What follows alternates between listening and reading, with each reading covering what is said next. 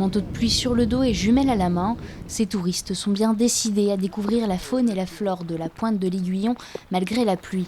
Ah, il y a plein de petits, on dirait que c'est des gravelots. 3 heures à marcher à travers les dunes pour tenter d'observer quelques espèces d'oiseaux ou florales, comme ce groupe de bécasses ou encore cette famille de gravelots à collier interrompu, une espèce menacée par les touristes sur la plage l'été.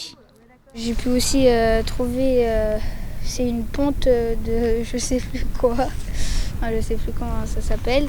Et là j'ai trouvé des œufs de raie. Et je pensais pas qu'aujourd'hui on puisse en voir autant. J'avoue que je suis agréablement surprise. J'ai levé tout le monde de bonne heure ce matin. C'est sans regret. Vraiment bien, le temps n'était pas avec nous, mais ça a été quand même hyper sympa. À travers cette balade, la Ligue pour la protection des oiseaux se donne pour mission de sensibiliser le grand public à la biodiversité locale. Sur la pointe de l'Aiguillon, je leur fais découvrir certaines espèces assez menacées comme le gravelot à collier interrompu.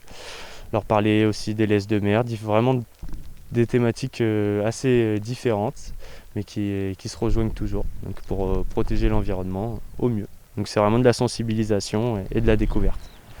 Et avec les enjeux actuels de réchauffement climatique, dérèglement climatique et puis la fragilisation des espaces et des espèces, c'est quand même des sujets qu'il faut aborder. Car mieux connaître la nature, c'est aussi mieux la protéger.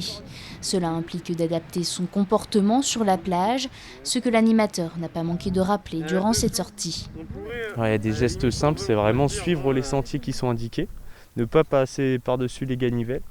C'est des espèces, les espèces floristiques sont quand même très très sensibles au piétinement. Et donc déjà suivre ce sentier, ne pas arracher les plantes, surtout là quand on est dans une réserve naturelle, c'est complètement interdit. Prendre le temps d'observer, de découvrir, promener son chien en laisse. Il y a plein de petits gestes comme ça. Des balades comme celle-ci, la LPO en organise tout l'été sur l'ensemble du territoire vendéen.